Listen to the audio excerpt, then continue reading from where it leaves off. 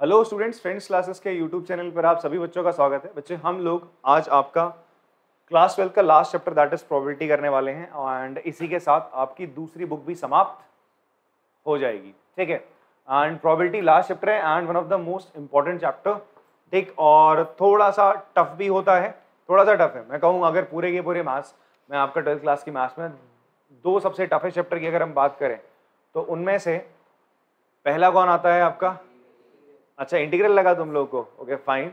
और दूसरा मैंने प्रोबेबिलिटी बोला, तुम प्रोबेबिलिटी बोल रहे हो। ठीक है, वैसे कायदे से अगर बोला जाए functions relation and function is the difficult portion रहता है और पहला दूसरा रहता है आपका प्रोबेबिलिटी रहता है। ठीक है, बट यार ऐसी बात है ना, आपके टेस्ट पे डिपेंड करता है। आपको इंटीग्रल्स लगा बिकॉज बहुत बड़ा था, बट इंटीग्रल्स में ऐसा ना आप करते करते फिर सीख गए थे, ऑलमोस्ट आप मल्टीपल टाइम्स करे थे। बट रिलेशन फंक्शन के कुछ आप जब थोड़ी और अच्छी प्रॉब्लम्स आप सॉल्व करोगे जो जेईई मेंस एडवांस लेवल की, तो आपको पता चलेगा कि हाँ यार रिलेशन फंक्शन जो टॉपिक है थोड़ा सा टेढ़ा मेढ़ा, बिकॉज आपने बहुत सिंपल से रिलेशन फंक्शन पढ़ा हुआ है एनसीईआरटी में जो है। और वैसी प्रोबेबिलिटी भी है, प्रोबेबिलिटी थोड़ी सी टफ है, सोचना पड़ता है। ठीक है, अगर आप साथ में चलोगे मेरे एंड जो मैं बता रहा हूँ उसको ध्यान से सुनोगे एंड थोड़े से लॉजिक बना के चलोगे तो प्रोबेबिलिटी फिर बहुत ईजी है। जहाँ आपने लॉजिक से हटे रटना स्टार्ट करा वहाँ दिक्कत है, तो लॉजिक के साथ चलना चीज़ें। मैं भी आपको बहुत प्यार से इस चीज़ को समझाऊंगा, एग्जाम्पल देके बताएंगे आपको आराम आराम से। तो एग्जाम्पल जो मैं दे रहा हूँ उनको ध्यान से सुनना आप लोग। ठीक है जी, जो बेसिक बता रहा हूँ उसके साथ स्टिक करके रहोगे, आराम से सारे क्वेश्चन निकाल लोगे। ठीक है जी, तो चलो स्टार्ट करते हैं हम लोग। सबसे पहले मैं थोड़ा सा आपको प्रोबेबिलिटी रिकॉल कराता हूँ। आप लोगों ने प्रोबेबिलिटी के बारे में पढ़ना कब से स्टार्ट करा था? From your 9th standard. कहाँ से पढ़ना स्टार्ट करा आपने? 9th। अब 10 से पढ़ाया था, पहले 9 से पढ़ के आया तुम लोग, तो 9 में पढ़ के आया प्रोबेबिलिटी। ठीक है, अब तो हट चुका है 9 से। तो 9th में तुमने पढ़ी थी, पता कौन सी प्रोबेबिलिटी? इंपेरिकल, या इसी को हम एक्सपेरिमेंटल प्रोबेबिलिटी कहते हैं। ठीक है, इसमें क्या होता था, हम लोग क्या करते थे यार, आपका कोई एक सिक्का है ना, उसको 1000 बार उछाल दिया, फिर उसका चेक कर रहे हो उसमें हेड कितने आ रहे, उसमें टेल कितने आ रहे। ठीक है, उसके बाद हमने चेक करा कि भाई साहब उसमें हेड कितने आ रहे और टेल कितने आ रहे। तो उसका जो फॉर्मूला होता था किसी भी इवेंट का होने का फॉर्मूला, वो होता था number of favourable outcomes upon total number of trials. या फेवरेबल आपका जो ट्रायल है जो आपको चाहिए, जिसकी आप प्रोबेबिलिटी चाह रहे हैं, ठीक है, वो outcome upon total number of trial. जैसे मैंने 1000 बार एक सिक्का उछाला और 552 दफा क्या आया आपका? टेल आ गया, और बाकी टाइम क्या आ रहा है? हेड आ रहा है। तो 552/1000 आपके हेड की आने की, अगर आपका हेड आ रहा है 552 टाइम्स, तो उसकी प्रोबेबिलिटी हो जाती थी। तो इसे हम कहते थे एक्सपेरिमेंटल प्रोबेबिलिटी, जहां पर आप बहुत बार आप एक्सपेरिमेंट करके बताते थे कि इस इवेंट के होने की प्रोबेबिलिटी ये रहेगी। क्लियर है बात? फिर दूसरा आपने पढ़ा 10th स्टैंडर्ड में, पढ़ा आपने क्लासिकल या थ्योरेटिकल प्रोबेबिलिटी। ठीक है, क्लासिकल अप्रोच टू प्रोबेबिलिटी पढ़ी आपने। यार इसमें आपका क्या था, सिंपली अब यहां पर आप जैसे हम बात करते हैं यार कि जैसे अगर कोई रॉकेट की लॉन्चिंग है, ठीक है, सैटेलाइट लॉन्च करना, तो उसमें आप ऐसा थोड़ा करोगे कि यार 10 बार निकालते हैं इसको और इस एंगल से करेंगे, फिर जाके पता चलेगा हमें कि भाई कितना बढ़िया, किस एंगल पे लॉन्च करने पर आपका सैटेलाइट बहुत बढ़िया से जा रहा है ना।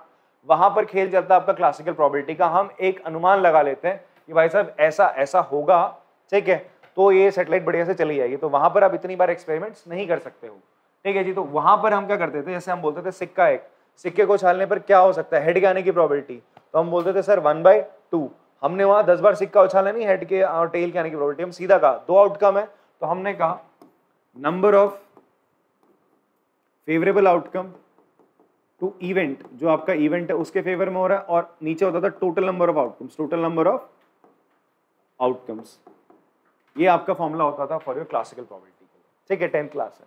11th में आपने पढ़ी कौन सी अप्रोच प्रोबेबिलिटी की? एक्सोमेट्रिक अप्रोच। कौन सी पढ़ी बच्चे आपने? एक्सोमेट्रिक अप्रोच पढ़ी। और यहां पर जो ये अप्रोच थी प्रोबेबिलिटी की, इनमें क्या था, आपका जो आउटकम्स आते थे वो सारे इक्वली लाइकली आउटकम्स होते थे। कैसे आउटकम्स होते थे? हर किसी के होने की संभावना सेम होती थी सर। ठीक है, जैसे सिक्का उछाला, हेड और टेल दोनों के आने की संभावना सेम है, इक्वली लाइकली आउटकम्स है। उसी तरीके से आप डाइस फेंक रहे हो, 1 2 3 4 6, सबके आने का जो आपका आउटकम्स है, तीनों आना, वो सारे के सारे का 6 के 6 आना, वो सारे के सारे इक्वली लाइकली है। बट यहाँ पर ये इक्वली लाइकली आउटकम वाला जो एक आपका लिंक था, यहाँ पर आके ब्रेक होता है आराम से। ठीक है, ये स्ट्रिंग यहाँ पे टूट जाती है, यहाँ पर हम कुछ आपके ऐसे आउटकम्स पढ़ते हैं जो इक्वली लाइकली नहीं होते। और एक्सियोमेटिक अप्रोच में फिर आपने पढ़ा था ना कि अगर कोई इवेंट है आपका, उसका सैंपल स्पेस है, ठीक है, सैंपल स्पेस में क्या क्या चीज़ है भाई, आपका E1 E2 E3 ऐसे करके जा रहे हैं। तो अगर हम बोले probability of this sample space, तो वो किसके बराबर होती थी, इन सब की प्रोबेबिलिटी को आपका कर दोगे, ऐड कर दोगे, तो आपकी प्रोबेबिलिटी ऑफ क्या आ जाएगा, सैंपल स्पेस आ जाता था। याद आ रहा है थोड़ा बहुत? यही एक्सियोमेटिक अप्रोच में होता था। इसी को थोड़ा सा आगे लेके हम चलेंगे आज के हमारे लेक्चर पे, दैट इज कंडीशनल प्रोबेबिलिटी हम लोग पढ़ेंगे। क्या पढ़ेंगे बच्चे? आपका कंडीशनल प्रोबेबिलिटी हम लोग आज पढ़ने वाले हैं। नाम से ही पता चल रहा है यार कि आपकी क्या लग रही है, कोई ना कोई कंडीशन लग रही होगी भाई साहब। प्रोबेबिलिटी निकालने से पहले क्या लग रही हो, कोई ना कोई कंडीशन लगाई जा रही होगी, ठीक है। तो इसको ना एक बहुत बढ़िया से एग्जांपल से हम देख लेते हैं, आप लोग बहुत प्यार से समझ जाओगे। बहुत इजी कंसेप्ट है आपका कंडीशन प्रोबेबिलिटी का, ध्यान से सुनना, ठीक है क्या? एक छोटा सा एग्जांपल लेते हैं। हम क्या कर रहे हैं, वी आर टॉसिंग 3 कॉइन्स। देखो ऐसा है ना, कहीं अगर मैं बोल दूं ना वी आर टॉसिंग 3 टॉइंस तो रोक देना, ठीक ऐसे कोशिश करूंगा ना बोलूं। तो वी आर टॉसिंग 3 कॉइन्स, ठीक है। मुझे ये ऑकवर्ड लग रहा है, पता है, बोलने में वो अच्छा लग रहा है, टॉसिंग 3 टाइम्स, ठीक है। चलो, तो हमने 3 सिक्के उछाले, तो 3 सिक्के उछाले आपने, तो क्या क्या आपका सैंपल स्पेस बनेगा, क्या क्या आउटकम्स आएंगे, एक सैंपल स्पेस हम बना लेते हैं, ठीक है। तो जो सैंपल स्पेस बनेगा बच्चे हमारा, सैंपल स्पेस क्या बनेगा आपका, या तो तीनों में क्या आ जाएंगे, हेड आएगा, या तो 2 में हेड, 1 में tail, head tail head, tail head head, tail tail head, head tail tail, tail head tail, और टेल टेल टेल। आपको ये तो यार 10th क्लास में बता दिया गया था कि अगर आप 3 सिक्के या 2 सिक्के उछालते हो उसके कितने आउटकम्स आएंगे। तो इसके लिए फॉर्मूला था 2n। अगर एक सिक्का उछाल तो कितना आउटकम आएंगे, 2। अगर 2 सिक्के उछालते हो आउटकम कितना आएंगे, टोटल 4। 3 उछालते हो तो 4 उछालते हो तो 16, 2 की पावर ऐसे चलता है, ठीक है। ऐसे डाइस का तो 6 की पावर n वाला चलता था फॉर्मूला वहां पे, ठीक है जी। तो एक डाइस फेंकिए तो 6 की पावर 1 6 आउटकम्स आएंगे, 2 डाइस फेंकिए तो 6 की power 2, that will be 36 outcome will be there. फिलहाल आपके पास ये 6 आउटकम्स आ रहे हैं, ठीक है। अब हम यहाँ पर ना 2 इवेंट ले लेते हैं। हम क्या ले लेते हैं, आपका 2 इवेंट ले लेते हैं। मैंने एक इवेंट ले लिया ई इवेंट है मेरा getting at least 2 heads, getting at least, यही लेना। किसी बच्चे के दिमाग में अगर कोई और इवेंट आ रहा है तो बता सकता है। एफ है, हम ये मान के चल रहे हैं फर्स्ट कॉइन शोज टेल, ठीक है, ये ले, चलो जी, फर्स्ट कॉइन शोज टेल। मेरे पास ये 2 इवेंट है, ठीक है। ये सैंपल स्पेस है, सैंपल स्पेस में सारे के सारे आउटकम्स आपके कवर अप हो जाते हैं। सैंपल स्पेस वही होता है, थोड़ा सा टर्म्स को भी समझना। एस, कैपिटल एस से सैंपल स्पेस को हम डिनोट करते हैं। इसमें सारे के सारे इवेंट आपके क्या गए, आउटकम्स आ गए। ई इवेंट है, बोल रहे हैं एटलीस्ट 2 हेड आ जाए। एफ इवेंट है, यार पहला सिक्का क्या दिखाएगा, टेल दिखाएगा। तो जरा इन इवेंट के फेवर में कौन कौन से आउटकम है वो लिख देते हैं, ठीक है। तो ई इवेंट में क्या क्या आ रहा है बताओ बच्चे। ई इवेंट में तुम्हारा आ जाएगा एटलीस्ट 2 हेड का मतलब समझ रहे हो, 2 या 2 से ज्यादा।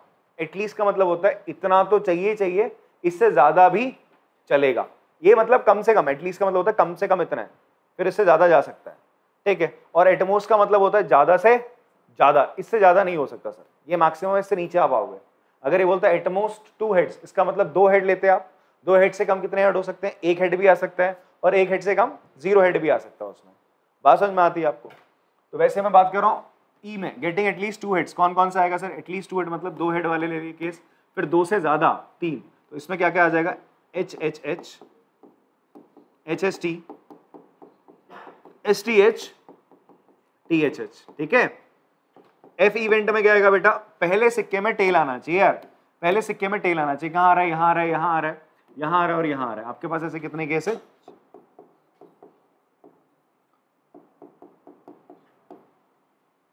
4 केस हैं, ये वो आपने बना। अब मैं आपसे बोलूं यार प्रोबेबिलिटी बता दो मेरे को ई इवेंट के होने की, बताइए सर क्या होगी, ई इवेंट के होने की प्रोबेबिलिटी क्या हो जाएगी,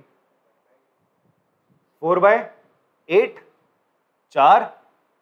4/8 ऐसे करा होगा आपने, ठीक है। मैं अगर आपसे पूछूंगा आपने कैसे निकाला तो आप बोलोगे सर हमने प्रोबेबिलिटी ऑफ इवेंट ई निकाला कैसे। हमने देखे नंबर ऑफ आउटकम्स कितने हैं इसमें, इसमें क्लासिकल प्रोबेबिलिटी का सिंपल सा फॉर्मूला लग रहा है बिकॉज सारे इक्वली लाइकली आउटकम्स है। तो लिखा 4 और नीचे कितना 8, कितना आ जाएगा 1/2। प्रोबेबिलिटी ऑफ f कितना आ जाएगा बेटा, अगेन 4/8 दैट इज 1/2 आपने निकाल लिया सर। इतनी बात आपको समझ में आती है, ये तो बहुत इजी था।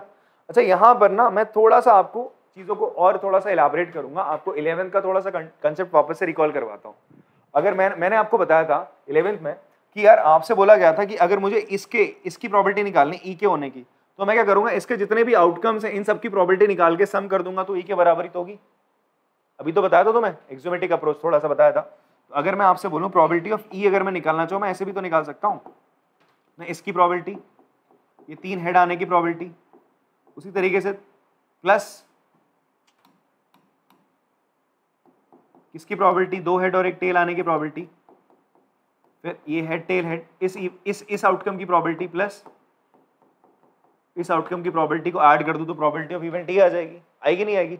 अब देखो इसकी प्रोबेबिलिटी क्या होगी सर, आप कायदे से लिखोगे 1/8, बट मैंने आपको कैसे बताया था, मैंने बोला था इसको हम ऐसे लिख सकते हैं, हेड के आने की प्रोबेबिलिटी क्या होगी 1/2, इस हेड के आने की प्रोबेबिलिटी 1/2, इस हेड के आने की प्रोबेबिलिटी 1/2 होगी।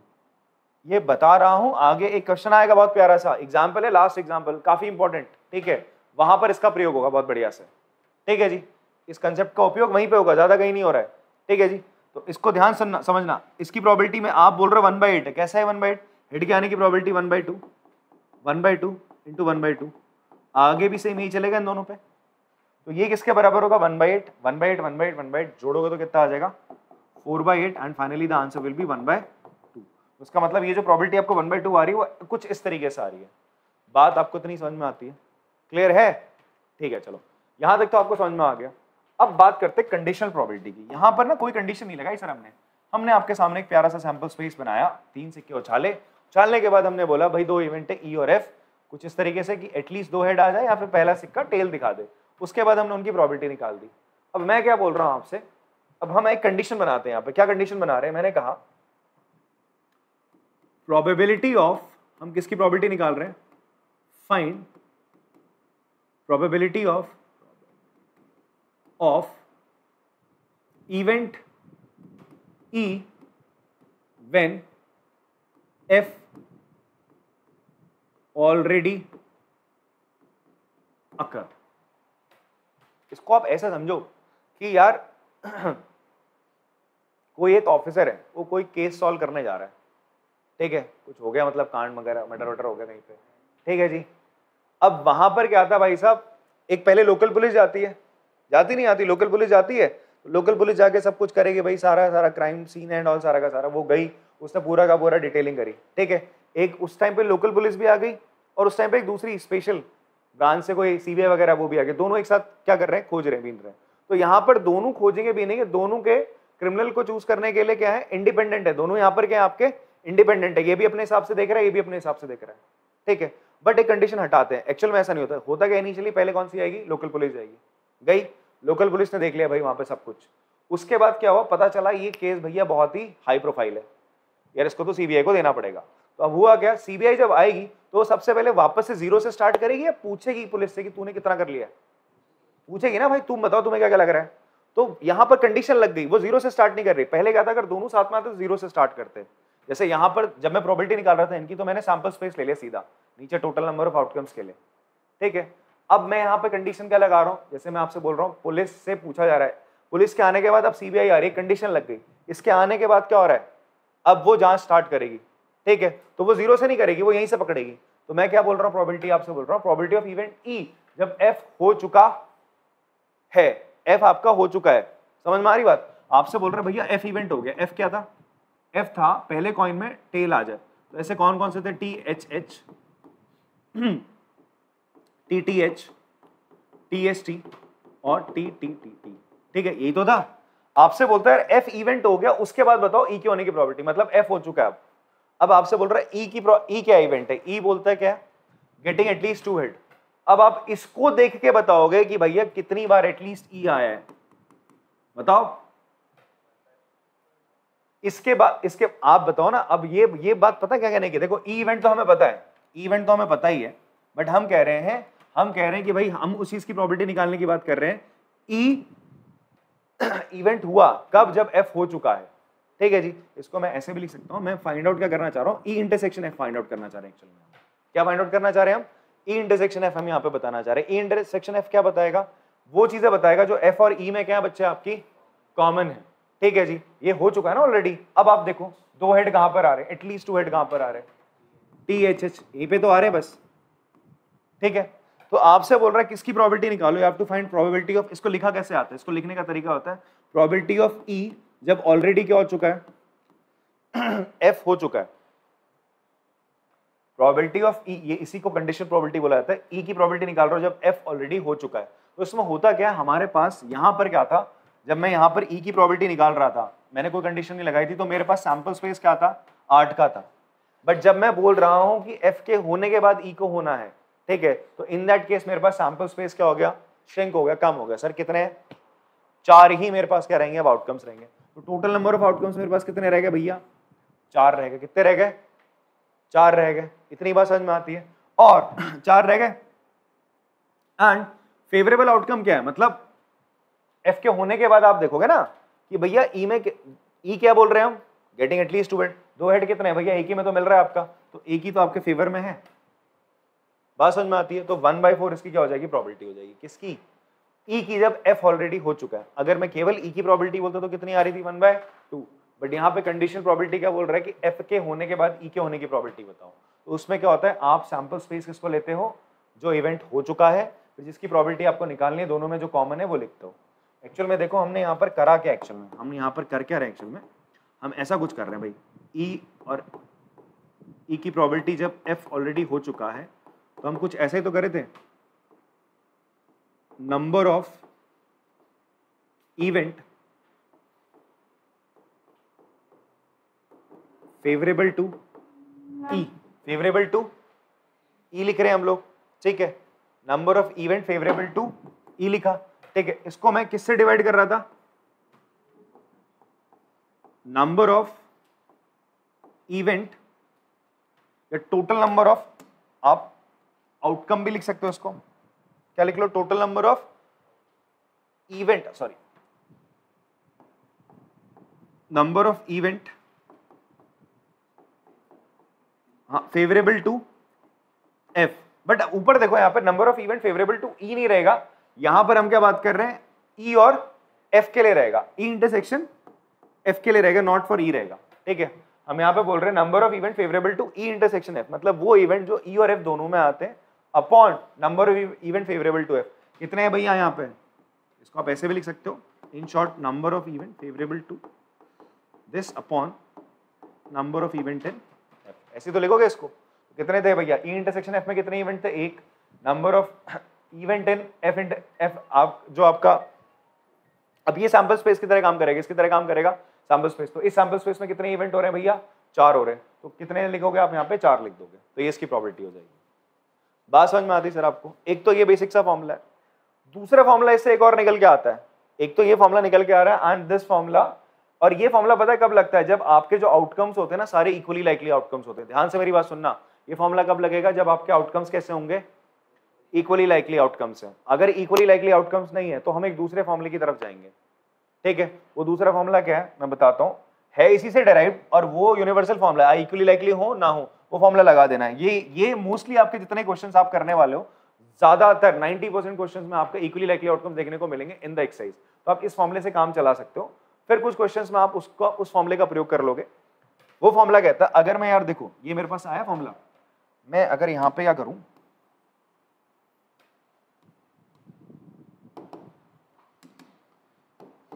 प्रोबेबिलिटी ऑफ ई इवेंट जब एफ हो चुका है, मैं अगर इन दोनों को किससे डिवाइड कर दूं यार, सैंपल स्पेस से डिवाइड कर दूं, number of element in sample space से दोनों को डिवाइड कर दूं, तो कायदे से आप मुझे बताओ ये एक्चुअल में किसकी प्रोबेबिलिटी हो जाएगी, ई इंटरसेक्शन एफ की प्रोबेबिलिटी हो जाएगी, और ये किसकी प्रोबेबिलिटी हो जाएगी, प्रोबेबिलिटी ऑफ एफ का। ये तो फॉर्मूला होता है, प्रीवियस क्लास में पढ़ा तो था अपन लोगों ने, ठीक है। अगर आपको पता करना है भाई किसी भी इवेंट के होने की प्रोबेबिलिटी आपको पता करनी है, तो टोटल नंबर ऑफ आउटकम जितने उससे डिवाइड कर दो, तो ये एफ के होने की प्रोबेबिलिटी हो जाएगी, और ये इंटरसेक्शन एफ के होने की प्रोबेबिलिटी हो जाएगी। हो गई नहीं होगी, तो एक ये फॉर्मूला निकला आपका स्ट्रेट अप, ठीक है। तो जब हमारे इक्वली लाइकली आउटकम्स नहीं, हम इस फॉर्मूले का इस्तेमाल करते हैं, और जब इक्वली लाइकली आउटकम्स है तो दोनों का भी हम कर सकते हैं। बात समझ में आ रही है? आप अगर पॉज करके कॉपी करना चाहते हो पॉज करके कॉपी कर लो इसको, वरना वरना वरना हमारे पास ये फॉर्मूला है, ठीक है। If E and F are two events associated with same sample space of random experiment, the conditional probability of the event E given that F already occurred, ये हो गया। यहां पर ये कब के लिए है? It can be used any time, ठीक है।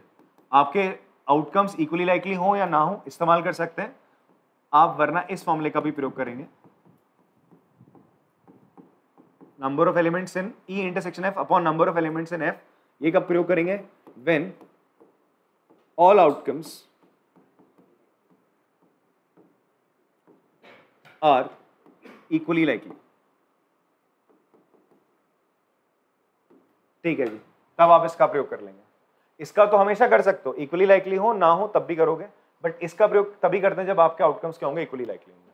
तो आप स्ट्रेट अवे इस फॉर्मूले को लिखो, क्वेश्चंस कराता हूं मैं आपको, एग्जांपल्स कराता हूं, तो चीजें और बढ़िया से क्लियर हो जाएंगी। बट उससे पहले कुछ प्रॉपर्टीज और प्रॉपर्टीज को भी हम देखेंगे। पहले चलो फॉर्मूला लिख लो आप लोग। चलिए फिर कुछ इंपॉर्टेंट प्रॉपर्टीज हैं उन्हें देख लेते हैं। एंड ये आपके ना प्रॉपर्टीज कहाँ आ सकती हैं? रीजन असर्शन बेस्ड क्वेश्चन होंगे वहां पर इसका इस्तेमाल हो सकता है डायरेक्टली। इवन आपके एमसीक्यू बेस्ड क्वेश्चन होंगे वहां पे मे बी सीधा प्रॉपर्टी पूछ ले या तो उस पे बेस्ड कोई क्वेश्चन आपको दे दे। तो प्रॉपर्टीज अगर आपको आएंगी तो बेटर रहेगा आपके लिए, और आनी भी चाहिए।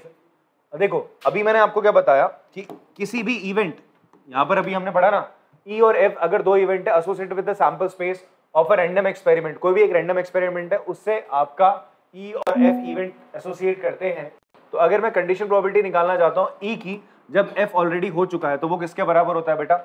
ई इंटरसेक्शन एफ अपॉन एफ। अगर मैं आपसे बोलूं प्रोबेबिलिटी ऑफ एफ निकालो जब ई ऑलरेडी हो चुका है, ध्यान से सुनना, इसको लिखने का तरीका क्या है? एफ की प्रोबेबिलिटी निकालनी जब ई हो चुका है तो क्या हो जाएगा? P F intersection E upon probability of E हो जाएगा। बेटा जो नीचे लिखा हुआ है उसकी प्रोबेबिलिटी यहाँ पर आती है, नंबर ऑफ एलिमेंट इन ई ऊपर हो जाएगा number of element in F intersection ई। बात समझ में आती है सर आपको? चलिए तो प्रॉपर्टीज पे आते हैं। तो सबसे पहला क्या है? अब देखो सैंपल स्पेस क्या होता है? सैंपल स्पेस में क्या होता है? सारे के सारे एलिमेंट आ जाते हैं। आपसे बोल रहा है ना अभी, जैसे हमारा ये एग्जांपल ही था, कहाँ गया ये रहा, ये सैंपल स्पेस है। आपसे बोल रहा है प्रोबेबिलिटी, आगे जो प्रॉपर्टी उसमें बोल रहा है प्रोबेबिलिटी ऑफ सैंपल स्पेस जब एफ हो चुका है, ठीक है। सैंपल स्पेस होने की प्रोबेबिलिटी जब एफ ऑलरेडी हो चुका है, तो यार ये किसके बराबर होगा? कायदे से formula F probability of S intersection F upon probability of F. अब यार ये बताओ एस और एफ का जब इंटरसेक्शन करोगे तो वापस से क्या आएगा? एफ ही तो आ जाएगा भैया, जो दोनों में कॉमन क्या? एफ इसी से तो निकला है, इसी का तो बच्चा है भाई, ठीक है। तो क्या हो जाएगा? ये एफ नीचे भी एफ कट गया यार, आंसर कितना आ गया? 1 आ गया, ठीक है। तो ये कैसा इवेंट हो गया आपका? श्योर इवेंट हो गया। श्योर इवेंट क्या होता है? जिसके होने की जो प्रोबेबिलिटी होती है वो 1 होती है, ठीक है। सर्टेन इवेंट भी कहते हैं इसको। तो देखो प्रोबेबिलिटी ऑफ एस जब एफ हो चुका है, एस बोले तो सैंपल स्पेस है, वो क्या रहेगी बच्चे आपकी? 1 रहेगी। वैसे हम बात करें प्रोबेबिलिटी ऑफ एफ जब एफ हो चुका है, यार एफ का इंटरसेक्शन एफ के साथ तो एफ ही हो जाएगा, ये भी आंसर क्या रहेगा? 1 रहेगा। तो आपके पास ये प्रॉपर्टी क्या निकल के आई? Probability of a sample space जब एफ हो चुका है या प्रोबेबिलिटी ऑफ एफ जब एफ हो चुका है, वो हमेशा क्या रहेगा बच्चे? आपका 1 रहेगा। बात समझ में आती है? तो ये आपकी पहली प्रॉपर्टी हो गई सर, ठीक है। This is your property number 1। इसके प्रूफ दे रखे हैं, आप स्ट्रेट अवे इसको याद कर लो, चलेगा। एस बोले तो सैंपल स्पेस है, सैंपल स्पेस मतलब जिसमें सारे के सारे आउटकम्स आ जाते हैं। अगली प्रॉपर्टी देखते हैं इसकी यार। अगली प्रॉपर्टी है कि probability of A union B जब आपका क्या हो चुका बच्चे? आपका कौन सा इवेंट हो चुका? ऑलरेडी एफ इवेंट हो चुका है, तो ये किसके बराबर है? इसको आप इस तरीके से बढ़िया से याद करो, आपको ये फॉर्मूला याद होगा। ए यूनियन बी किसके बराबर होता है बेटा? Number of element in A union B बराबर होता है number of element in A plus number of element in B minus number of element in A intersection B. ये आपने पढ़ा था 11वीं क्लास में चैप्टर 1 में सेट्स पे, ठीक है।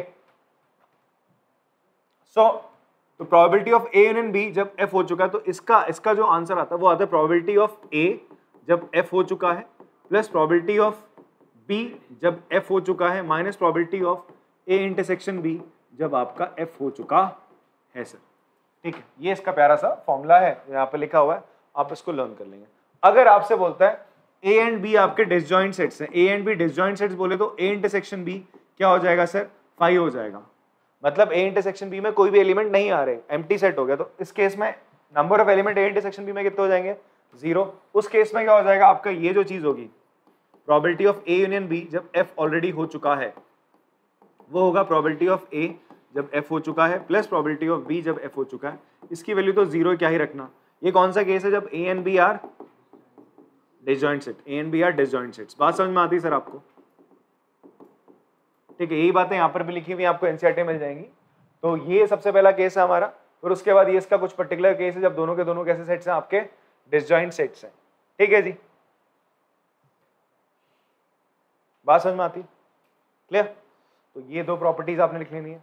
नेक्स्ट प्रॉपर्टीज बच्चे आपकी है,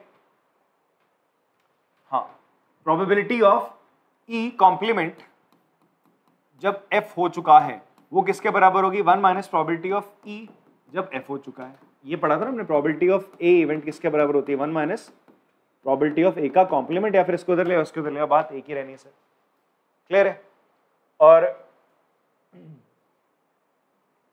इसको लाए कैसे हैं, देखो सैंपल स्पेस किसके कैसे आता है, ई का जब आप यूनियन करते हो किसके साथ, ई कॉम्प्लीमेंट के साथ। अच्छा, ई और ई कॉम्प्लीमेंट कैसे सेट्स होते हैं आपके,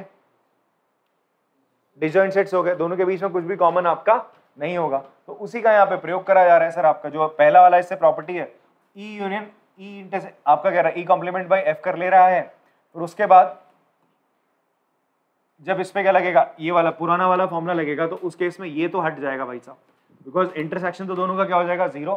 तो इसको एक बार ऐसे ले लिया, ई का ई के होने की प्रोबेबिलिटी एफ के होने के बाद, फिर ई कॉम्प्लीमेंट के होने की प्रोबेबिलिटी एफ के होने के बाद बराबर 1 रहेगी। सॉल्व करते गए भाई साहब आप, एंड आपके आगे आंसर मिल गया। एस को सैंपल स्पेस को उन्होंने क्या लिख दिया, ई यूनियन ई कॉम्प्लीमेंट के बराबर।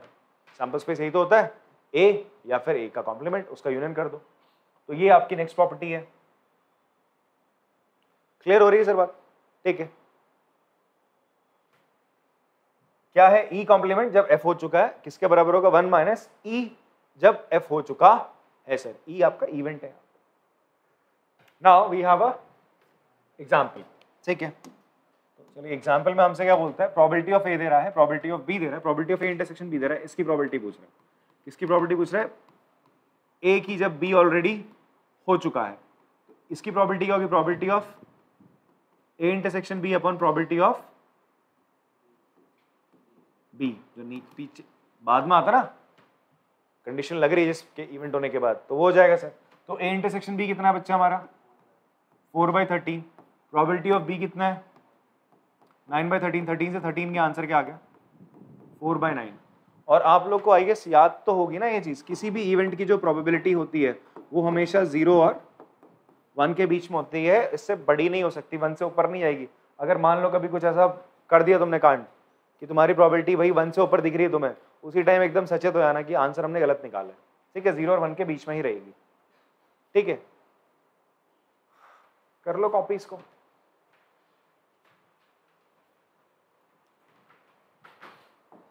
अगला सवाल देखते हैं।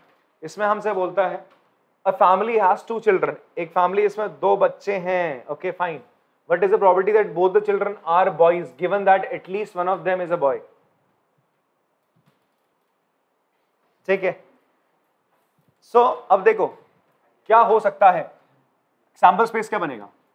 ठीक है, sample space of 2 children born in a family। ठीक है, क्या हो सकता है कि दोनों जो हैं वो क्या निकल आए, लड़के, boy.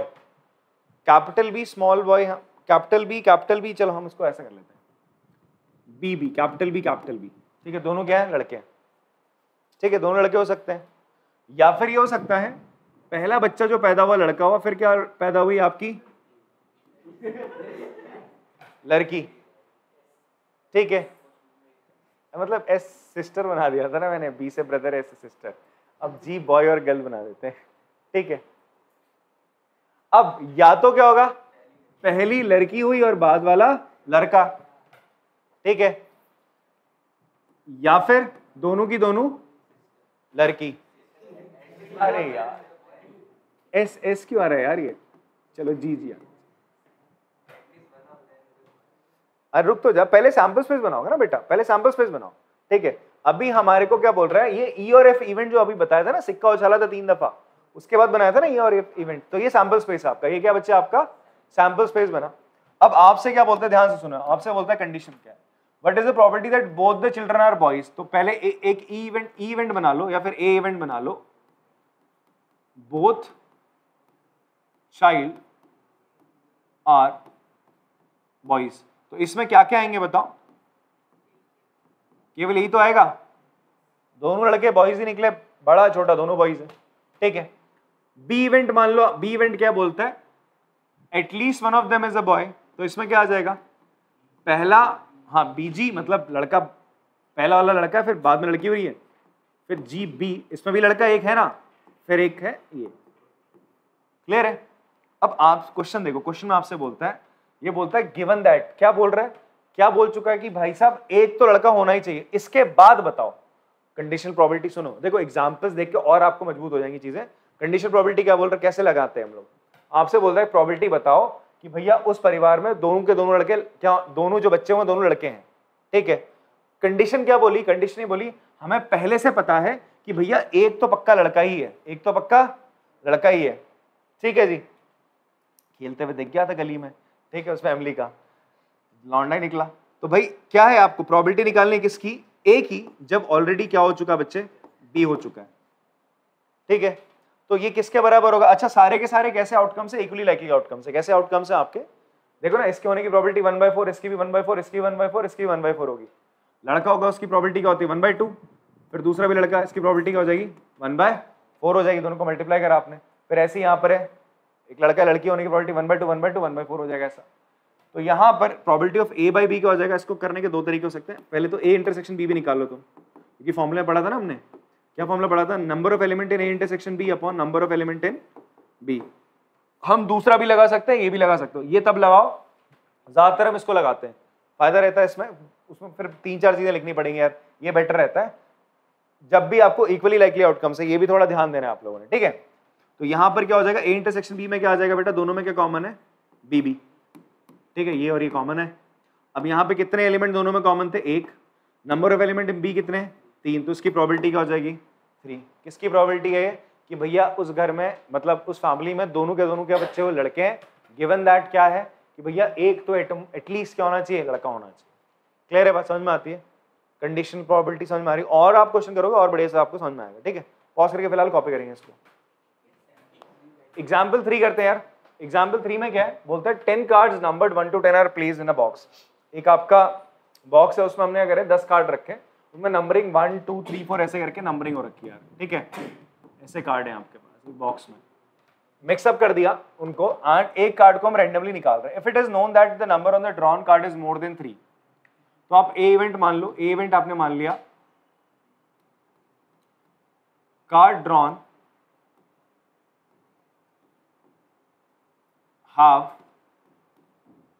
has number more than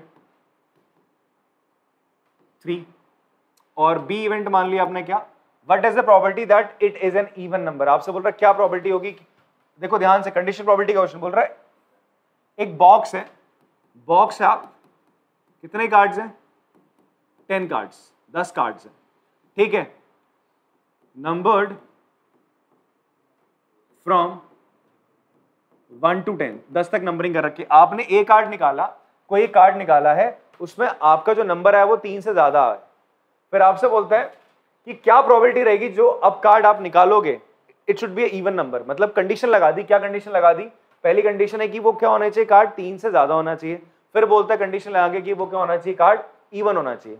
इसके होने के बाद बोल रहा है इवन होना चाहिए कार्ड आपका जो आप निकाल रहे हो। तो बी क्या है बच्चा आपका, आपको बोल रहा है card drawn is an even number. But कब इसकी बात हो रही है, इसकी बात तब हो रही है जब ए ऑलरेडी हो चुका है। तो पहले ए इवेंट क्या होगा मुझे बताओ, ए में क्या क्या आ सकता है, card drawn number more than 3 क्या होंगे, 4 5 6 7 8 9 और 10 हो जाएगा बेटा जी। बी क्या हो जाएगा, कार्ड में इवन नंबर है, इवन नंबर आए तो क्या होगा 2 4 6 8 10। क्लियर है बात। अब दोनों का इंटरसेक्शन क्या हो जाएगा जी, ए इंटरसेक्शन बी हो जाएगा आपका क्या 4 6 8 और 10। आपसे क्या बोलते हैं प्रोबेबिलिटी निकालने की इसके बी की, जब ए ऑलरेडी हो चुका है, बी की प्रोबेबिलिटी निकालनी है ना भाई। कार्ड इवन नंबर आ जाए जब ऑलरेडी क्या है कि मेरे जो सारे कार्ड हैं वो क्या है 3 से बड़े हैं। तो अब देखो दोनों में इसकी प्रोबेबिलिटी क्या हो जाएगी, number of element in A intersection B upon number of element in A, sorry not B. तो कितने हैं भैया इसमें 4 है, ए में कितने थे 1 2 3 4 5 6 7, तो 4/7 इसकी क्या हो जाएगी बच्चे प्रोबेबिलिटी हो जाएगी। ठीक है, बहुत सारी कॉपी करेंगे इसको।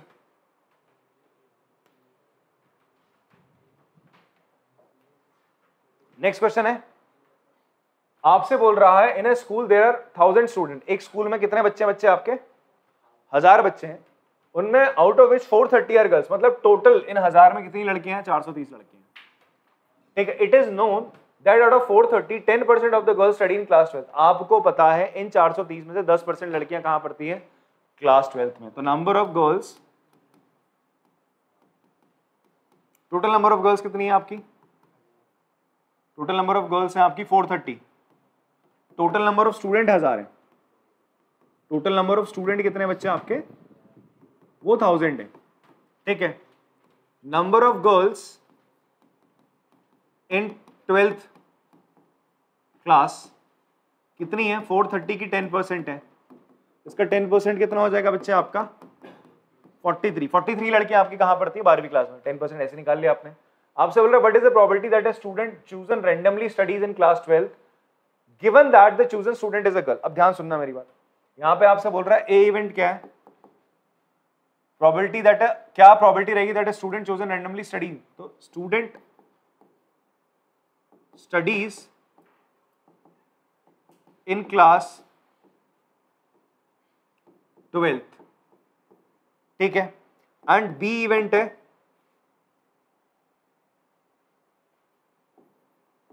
chosen student is a girl।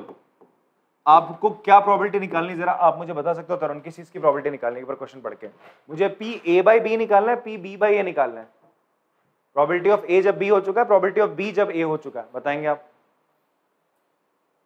एक बार हम देखें आपको कुछ। हाँ, ए की जब बी हो चुका है आप बताइए। अब क्वेश्चन देखो, what is the probability that a student chosen randomly studies in class 12, ठीक है, क्या प्रोबेबिलिटी होगी इसकी गिवन दैट, आगे बोलते रहा given that chosen girl is a chosen student is a girl B के होने के बाद, तो इसका मतलब आपको किसकी प्रोबेबिलिटी निकालनी है बेटा ए की, जब बी ऑलरेडी हो चुका है। बोल तो रहा है given that chosen student is a girl, क्या दे रहा है ये जो गिवन दैट होता है ना, उसके आगे क्या होता है आपका ये इवेंट हो चुका है, उसके बाद पूछ रहा है प्रोबेबिलिटी की बच्चा जो हो वो 12वीं का होना चाहिए। अब ध्यान से सुनना मेरी बात, number of student in B कितना हो जाएगा, टोटल लड़कियां कितनी है यार 430 है ना, ये तो है, और number of student in A intersection B कितना होगा, ये कौन होंगे पता है आपका गर्ल्स इन 12th स्टैंडर्ड। ये भाई ये बोल रहा है बच्चा 12वीं का हो, कंडीशन क्या बोला मैंने, बी हो चुका है ना, बी हो चुका है, बी कंडीशन क्या था कि हमने जिसको चूज करा वो क्या है लड़कियां हैं, तो हम लड़कियों में से ही तो बात कर रहे हैं। इसके होने के बाद जब मैं बात करूंगा तो मैं लड़कियों को तो देखूंगा भैया, पहला क्या था chosen student is a girl, अब लड़कियों को तो देखा जाएगा भैया कि स्टूडेंट स्टडीज इन क्लास 12, तो क्लास 12 में पढ़ने वाली लड़की, स्टूडेंट में लड़का नहीं आएगा, यहाँ पे लड़की आएगा। क्यों, पहले हम बोल चुके हैं इवेंट क्या हो चुका है, कंडीशनल प्रोबेबिलिटी क्या बोल रहा है कि भैया लड़की चूज करी गई है, ठीक, उसके बाद 12th क्लास में कितने बच्चे होंगे, 12th क्लास में कितने बच्चे हैं, मतलब लड़की जो 12th क्लास में कितनी है बेटा जी आपकी 43 है। तो probability of A by B क्या होता है, number of element in A intersection B upon number of element in B, ये सारे इक्वली लाइकली आउटकम्स होंगे लड़कियों का आना, ठीक है जी। तो ए इंटरसेक्शन बी में कितने हो जाएंगे बच्चे 43 है, और नीचे कितनी है टोटल लड़कियां 430, 1/10 इसकी क्या आ गई बच्चे प्रोबेबिलिटी आ गई। बात समझ में आती है, बहुत सारी कॉपी करेंगे इसको। चलिए एग्जाम्पल नंबर 5 देखते हैं। इसमें हमें बोल रहा है डाइस थ्रोन 3 टाइम्स, एक डाइस को कितनी दफा फेंका, तो कितने केस होंगे बताएं 6 की पावर 3, डाइस को फेंक रहे हैं, डाइस, एक डाइस को फेंकने में 6 केस होते हैं, जैसे सिक्के को फेंकने में 2 केस होते हैं ना, तो हमने वहां पर एक फॉर्मूला बनाया था 2 जितनी दफा फेंकोगे वहां पर n के वैल्यू को रिप्लेस करना, अगर 2 दफा फेंक रहे हो 2 4 केसेस बनेंगे, 4 आउटकम्स विल बी देयर। यहां पर वैसे अगर आप डाइस को 2 बार फेंकते हो तो 6 36 केस बनते, 3 बार फेंक रहे हो तो 6 दैट विल बी कितना, 6 का क्यूब भी नहीं आता रहे तेरे को, हाँ 216 होगा, ठीक है।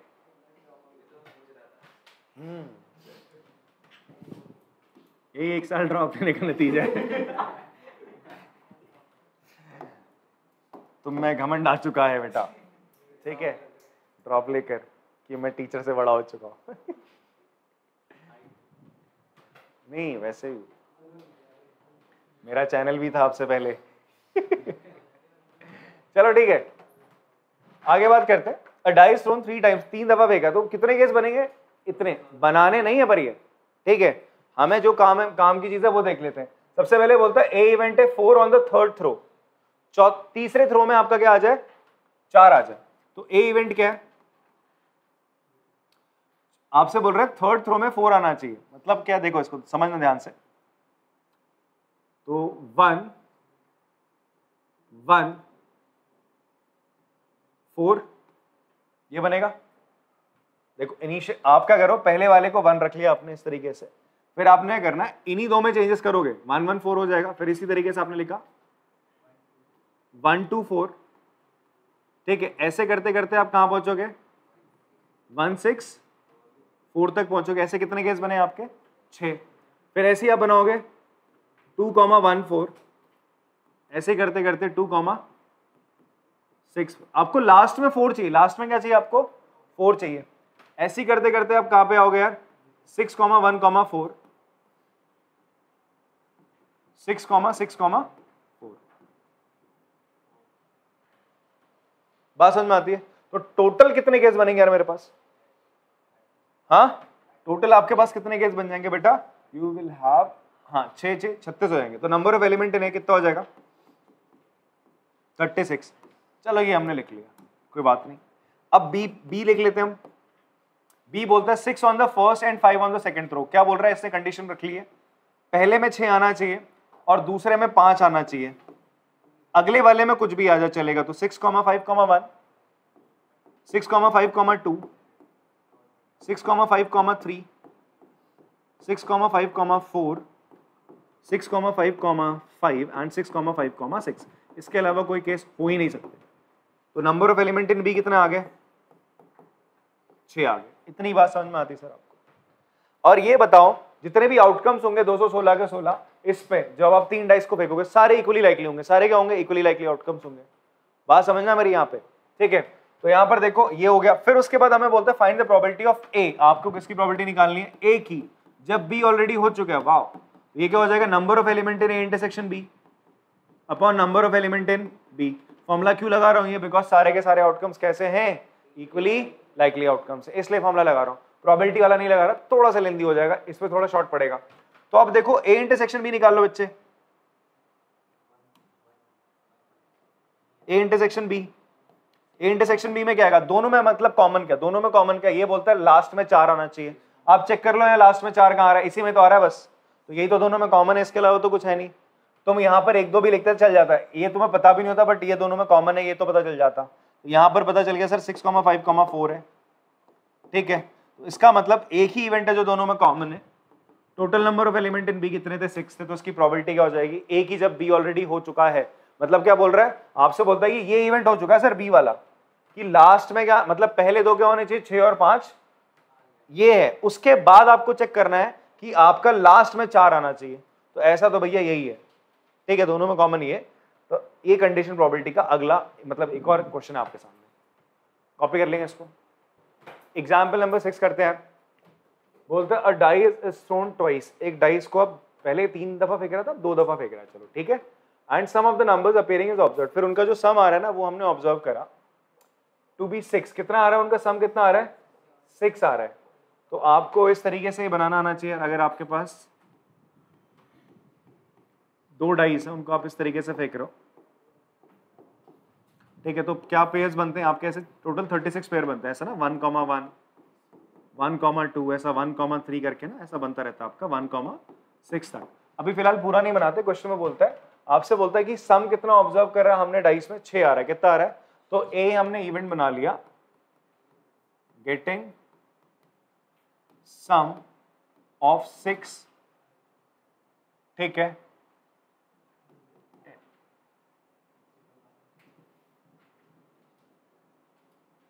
फ्रॉम 2 डाइस, फ्रॉम, ये ए इवेंट है। बी इवेंट क्या बोलता है? What is the condition probability that the number 4 has appeared at least once. आपसे बोल रहा है कंडीशन प्रोबेबिलिटी निकालनी है, ये हो चुका है ना, उसके बाद बोल रहा है 4 एटलीस्ट एक बार आया हो, तो 4 एटलीस्ट, गेटिंग 4 एटलीस्ट वंस, ठीक है। तो क्या प्रोबेबिलिटी हमें निकालनी है बताओ? ए बाई बी निकालनी है, बी बाई ए निकालनी है? हाँ, ए तो हो चुका है ना, बोल ही चुका है वो आपसे। एक डाई आपने फेंकी, सम ऑफ द नंबर अपीयरिंग, क्या देखा गया? 6 आ रहा है। क्या आ रहा है आपका? 6 आ रहा है। तो इसमें क्या क्या आ जाएगा ए वाले में बताओ? 6 सम कैसे आ सकता है? देखो 6 सम आ सकता है आपका 3,3 से आ सकता है, ठीक है, हाँ, 2,4 से आ सकता है, 5,1 से आ सकता है, 4,2 और 1,5। ये ऐसा डायगोनल सा बनता है। आप लोगों को अगर याद हो इस तरीके से डायगोनल बनते हैं तो ये एक पूरा सम के एक सीरीज आती है। तो कितना? 1 2 3 4 5। तो इसमें ए में क्या क्या आ रहा है बेटा जी आपका? 1,5, 4,2, 3,3, 2,4 एंड 5,1, ठीक है। बी आपसे बोलता है क्या? Getting 4 at least 1। एक दफा तो 4 आना चाहिए। इसमें क्या क्या आ जाएगा? 4 1 अप टू ऐसे करके 4 6 आ जाएगा, ठीक है। चलो लिख देते पूरा, 4 1 4 2 ऐसे करके ना 4 6 ऐसा आ जाएगा। फिर उसके बाद क्या होगा? 1 4 2 4 3 4 5 4 एंड 6 4। 4 4 इससे ही लिखा, वो यहां पर आ चुका है, ठीक है। अब आपको क्या करना है? You have to find probability of B जब ए ऑलरेडी हो चुका है। तो ये किसके बराबर होगा? नंबर ऑफ एलिमेंट, सारे के सारे इक्वली लाइकली आउटकम्स है बच्चे। तो यही फॉर्मूला लगा देते हैं, number of element in B intersection A upon number of element in A. Number of element in A तो दिख रहा है कितने? 1 2 3 4 5 है। और ए और बी के इंटरसेक्शन में देखते हैं क्या क्या आ रहा है। 4 2 आएगा और 2 4 आ जाएगा। सर 2 आ रहे हैं, ये 2 आ रहे हैं, तो कितना होगा जी? 2/5 इसकी प्रोबेबिलिटी होगी जब बी की, जब ए ऑलरेडी हो चुका है। पॉज करके कॉपी कर लेंगे इसको।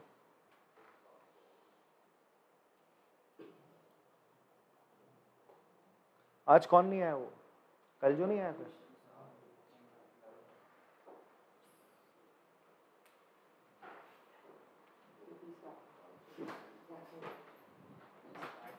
काट लो, नहीं बढ़ा दो। वो काटने में तो मुझे घाटा होगा ना।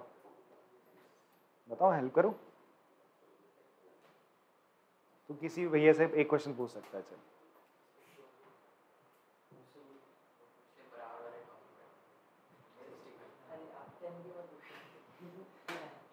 तरुण से पूछ ले।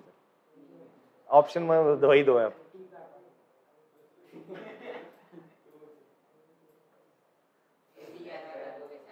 ओए रखे यहाँ पे, मजाक कर रहा था। हाँ, आपसे बोल रहे हैं ना, गेटिंग 4 एटलीस्ट 1, एक दफा 4 तो आना ही चाहिए।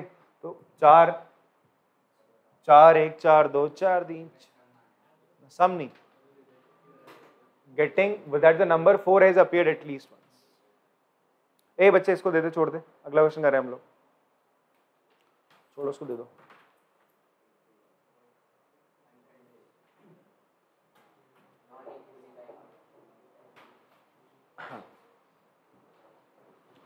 चलो कॉपी कर लिया होगा आप लोगों ने। अच्छा, इसमें ये लिखा हुआ है the number 4 has appeared at least once. इसका मतलब ये ना, सम नहीं बोल रहा वो, आपसे बोल रहा है 4 नंबर आया हो एक, कम से कम एक बार। तो ये वो केस है 4 1 4 2 4 3 4 6 जिनमें एक एक बार आ रहा होगा। ये 4 4 वो केस है जब 2 बार आ रहा है। बोल रहा है एटलीस्ट एक बार तो 4 आया हो। पहले वाले में तो सम बोल रहा था, इनका सम 6 आया तो वो तो मैंने निकाल लिया, और ये बोल रहा है एटलीस्ट एक बार 4 आया, तो वो ये सारे के सारे केसेस हैं आपके। ठीक है, अगला सवाल करते हैं, इंपॉर्टेंट है काफी। क्यों इंपॉर्टेंट है? बिकॉज अभी तक जो हम पढ़ रहे थे बच्चे, वो पढ़ रहे थे कि आपका क्या हो रहा था, यू आर गेटिंग एटलीस्ट, मतलब आपका जो केस आ रहे थे सारे के सारे, उसमें आपका ये हो रहा था कि आपके जो आउटकम्स थे वो सारे के सारे इक्वली लाइकली थे, बट यहाँ पर जो आपका आउटकम आएगा वो इक्वली लाइकली नहीं होगा। तो अगर आप इक्वली लाइकली वाला दिमाग में लेके करोगे तो क्वेश्चन में बच्चे आंसर गलत निकालते हैं, और गलती करते हैं काफी बच्चे इसमें। तो देखो क्वेश्चन में आपसे बोलता है consider the experiment of tossing a coin, एक सिक्का उछाल रहे हैं। If the coin shows head, अगर हेड दिखाता है, आपने करा एक सिक्का उछाला, अगर हेड दिखाया तो आप दोबारा उसे क्या कर दोगे, टॉस कर दोगे। दोबारा क्या करोगे, उसको टॉस करोगे। तो हेड आने के बाद अगर तुमने दोबारा टॉस करा तो क्या होगा, इसके बाद एक और सिक्का, दोबारा सिक्का उछालोगे, या तो टेल आएगा या तो हेड आएगा। सर यही तो होगा, बात समझ में आ रही है? क्लियर? इतनी बात। आपका क्या हो रहा है कि इवेंट हो रहा है जहां पर आपसे बोलता है एक सिक्का उछाला, हेड आया, हेड आने पे दोबारा सिक्का उछाल दिया। जब दोबारा सिक्का उछालोगे तो तुम्हारा कंप्लीट इवेंट क्या बनेगा, हेड टेल या हेड हेड बनेगा। इतनी बात समझ में आती है? अब तुमसे बोल रहा है यार हेड नहीं आया, टेल आया, तो टेल आने के बाद आप क्या करते हो, डाइस को रोल करते हो, डाइस फेंक देते हो। तो कंप्लीट इवेंट क्या बना, टेल आया, टेल आने के बाद डाइस में या तो 1 आ जाएगा, या तो 2 आएगा, या तो 3, 4, 5 या 6। ये तो आ सकता है डाइस में, 6 नंबर आ सकती हैं। तो देखो आपका फुली इवेंट क्या बन रहा था, इवेंट जो आपका सैंपल स्पेस बनेगा, सैंपल स्पेस कुछ यही तो बनेगा। सैंपल स्पेस में क्या क्या आउटकम्स आएंगे, हेड टेल। हेड आया तो मैंने सिक्का फिर उछाल दिया, तो उसके बाद क्या हो सकता था, सिक्का उछालने का, या तो हेड टेल आता या तो हेडेड आ जाता। बट अगर टेल आया तो फिर डाइस फेंकी, डाइस फेंकी तो क्या होगा, टेल के साथ 1 होगा, या 2 होगा, या 3 होगा, या 4 आएगा टेल के बाद, या तो 5 आ जाएगा डाइस में, या तो 6 आ जाएगा। ये आपके टोटल नंबर ऑफ आउटकम्स है। इतनी बात सर समझ में आती है आपको? अब आपको चेक करना है क्या ये सारे इक्वली लाइकली आउटकम्स है, क्या सबकी प्रोबेबिलिटी सेम है क्या?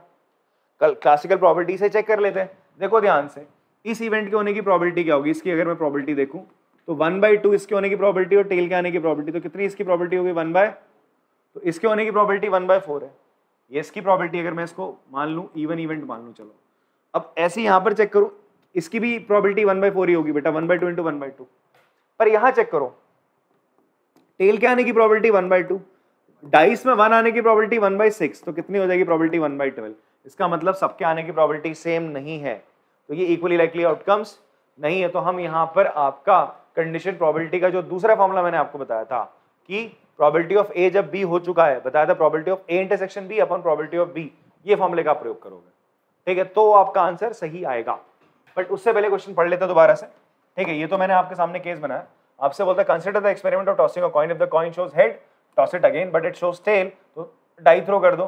Find the condition probability of the event that the die, ध्यान सुनना, आपको कंडीशन प्रोबेबिलिटी निकालनी of the event that die shows a number greater than 4। तो आपको ए इवेंट बोल रहा है, क्या बोल रहा है बच्चे, ए इवेंट, डाई क्या शो कर रही है, die shows number greater than 4, और बी इवेंट क्या है, बी इवेंट है given that there is at least 1 tail, getting at least 1 tail. मुझे क्या निकालना है, प्रोबेबिलिटी ऑफ बी जब ए हो चुका है या प्रोबेबिलिटी ऑफ ए जब बी हो चुका है, बताओ।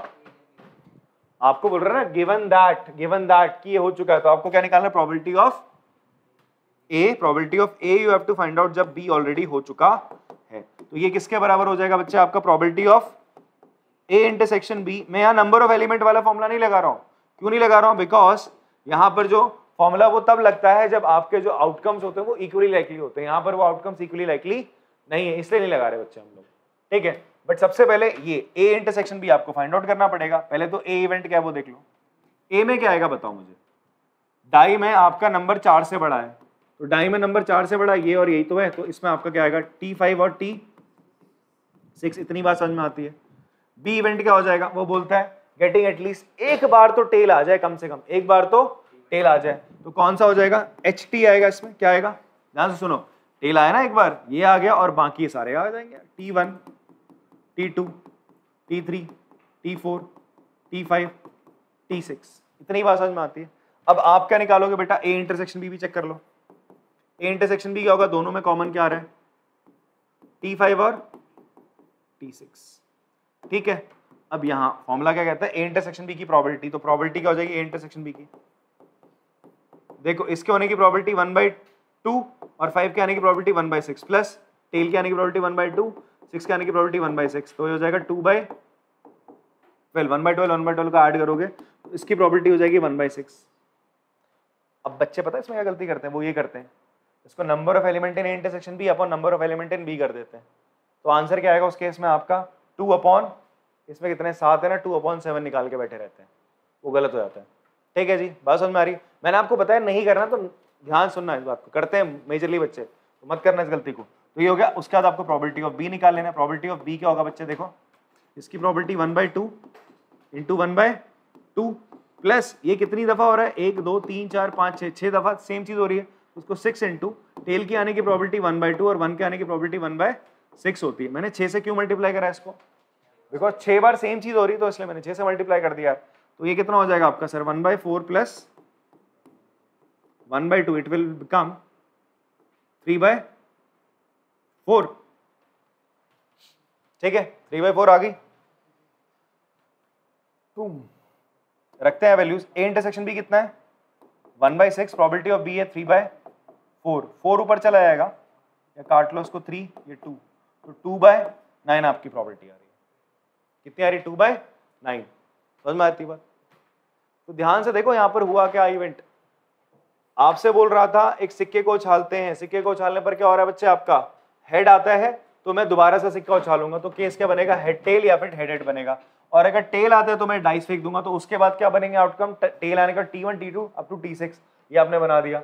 आपसे बोलता है 2 इवेंट हो रहे हैं, एक इवेंट ए हो रहा है डाई या तो नंबर 4 से बड़ा दिखाएगा, बी इवेंट बोलता है एटलीस्ट एक टेल तो दिखेगा ही दिखेगा मुझको, ठीक है जी। अब हम यहाँ पर अगर बात करें इवेंट होंगे क्या, ए में 4 से बड़ा नंबर आना चाहिए, तो यार वो तो डाइस में यहाँ पर ही आ रहा है 5 और 6, तो उसका मतलब ये आउटकम आप लिख दोगे, यहाँ पर लिख दिया। बी में बोल रहा है एक बार टेल आना ही आना चाहिए, तो क्या हो जाएगा, आपने लिख दिया। अब देखो ये तो सारे के सारे एक एक बार टेल आ रहे हैं, यहाँ पर भी तो टेल आ रहा है, इसको भी कंसिडर करना ही है, कंसिडर आपने कर लिया। अब यहाँ पर मैं सबकी क्या कर रहा हूँ, इंडिविजुअल प्रोबेबिलिटी निकाल रहा हूँ हर आउटकम की। तो इसकी प्रोबेबिलिटी क्या है सर, 1/2 इंटू 1/2, 1/4 हो जाएगी, इसकी प्रोबेबिलिटी हो जाएगी 1/2 इंटू 1/6, ये चीज 6 बार हो रहा है सेम, तो 6 से मल्टीप्लाई करा, ये आ गया। वैसे यहाँ पर इनकी प्रोबेबिलिटी बच्चे आपने निकाली, जैसे इंडिविजुअल इनकी निकाल रहे हैं, फॉर्मूला ये वाला ही लगाना है। प्रोबेबिलिटी ऑफ ए जब बी हो चुका, probability of A intersection B upon probability of B, values रखी, गेट द आंसर। कॉपी करेंगे इसको। तो ये तो था हमारा एक बेसिक सा कंडीशनल प्रोबेबिलिटी को लेके एक बेसिक सा इंट्रोडक्शन, देखिएगा आप। एंड अब अगला हम जो करेंगे इसमें करेंगे एक्सरसाइज जो है इसकी, इसी कंसेप्ट पे बेस्ड है, इवन आप भी कर पाओगे इसको। 1-2 क्वेश्चन आपको थोड़ा बॉदर करेंगे, बाकी एक्सरसाइज बहुत ईजी है, आप आराम से कर जाओगे। 2-3 क्वेश्चन आपको थोड़ा सा टेंशन देंगे, उसके लिए मैं हुई पेंशन देने के लिए। मिलते हैं फिर आपसे अगली क्लास में, तब तक के लिए टाटा बाय बाय।